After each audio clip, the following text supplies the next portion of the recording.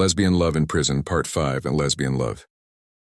The night Mara decided she was done surviving and ready to start living again, she was sitting on the cold concrete floor of cell block D, with her back pressed against the rusted bed frame, her knees drawn to her chest, and the sound of someone crying 2 cells down, threading, through the darkness, like a needle pulling grief through cloth. She had been inside for 3 years by then. 3 years of learning how to make herself small, how to eat without tasting, how to sleep without dreaming, and she had become very good at disappearing inside her own skin. But that night, something cracked open inside her chest that she could not close again, because that same afternoon, a new transfer had arrived on the block, and the moment Mara had seen her, this woman with tired eyes and a jaw set against the world and hands that trembled slightly when the guard handed her a folded uniform. She had felt something she thought had been permanently taken from her. She had felt the terrifying, inconvenient, devastating flutter of recognition. Not that she knew this woman. She did not. But she recognized in her the same wound, the same quiet war being waged behind the eyes. Her name was Delilah, and she had arrived carrying nothing except a plastic bag with a toothbrush, a photograph, and a paperback novel with a broken spine. Mara had watched her from across the common room without meaning to, had watched the way Delilah pressed the photograph briefly to her chest before tucking it under the thin mattress, the way she smoothed the blanket with her palm afterward, as though making even this terrible place a little more dignified. Mara had not spoken to her that first day. She had not known how to. 3 years inside had stripped away the easy social language she once used so naturally, and what remained was a rougher, more guarded version of herself that did not trust quickly and did not open easily. But she had thought about Delilah all through that long, hollow night, had thought about the photograph and what it contained, had thought about who this woman was before the court stripped her of her name and replaced it with a number. It started with small things the way all transformative things do.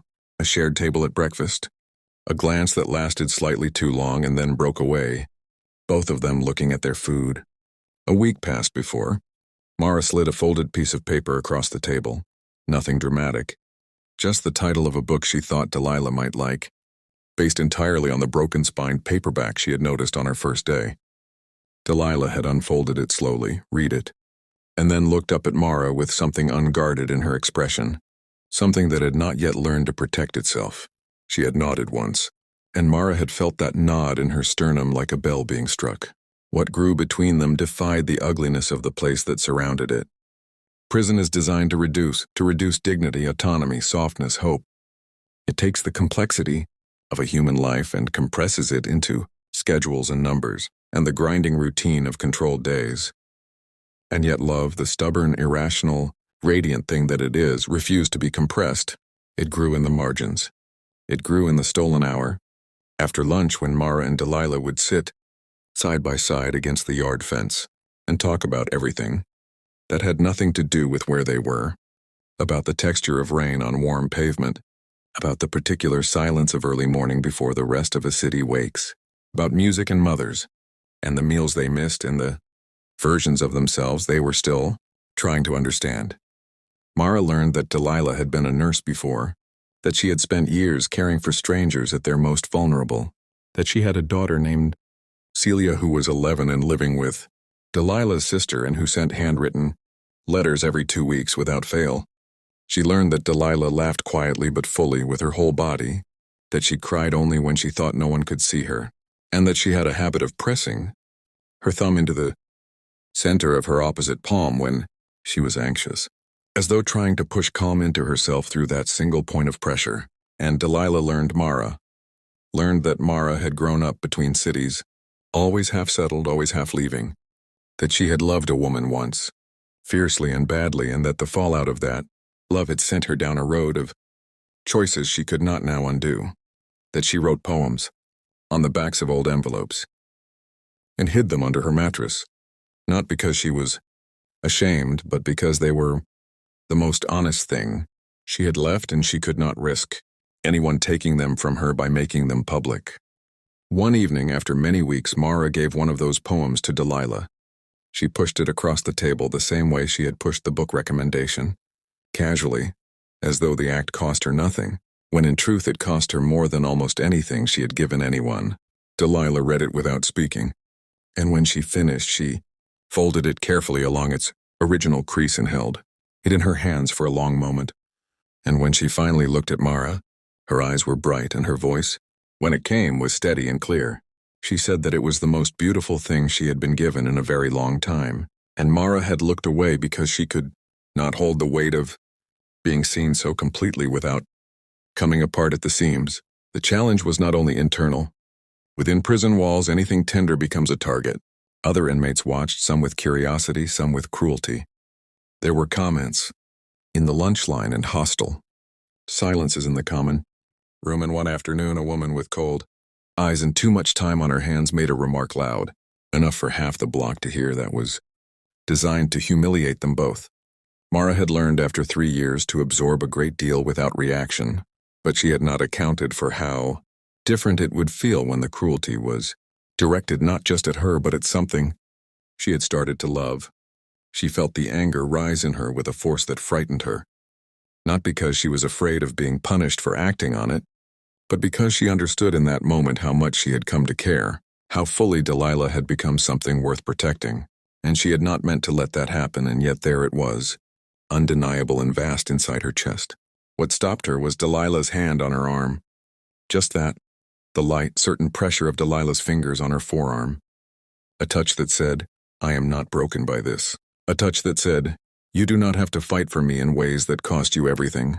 Mara stood down, and afterward, in the brief privacy of a corner of the yard, Delilah had looked at her, with an expression that held both sorrow and something incandescent, and she had told Mara that no one had wanted to protect her in a very long time, that she had forgotten what it felt like to matter to someone like that. And Mara, who had also forgotten, found that she was remembering.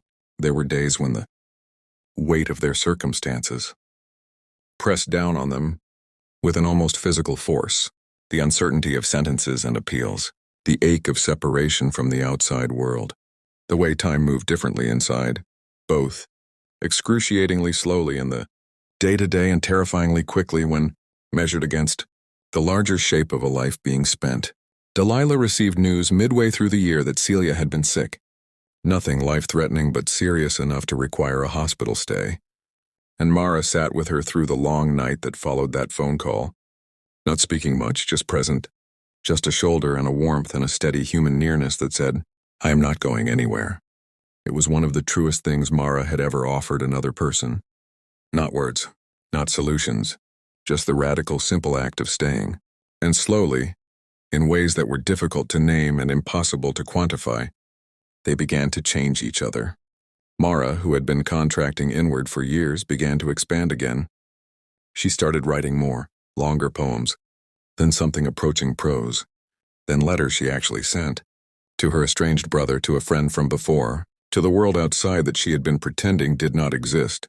Delilah, who had arrived carrying grief like a stone sewn into her chest, began to laugh more often and more freely. She took up a drawing class offered by a volunteer program and discovered she had a talent she had never known about, filling pages with careful, intricate sketches that the other women would gather around and admire.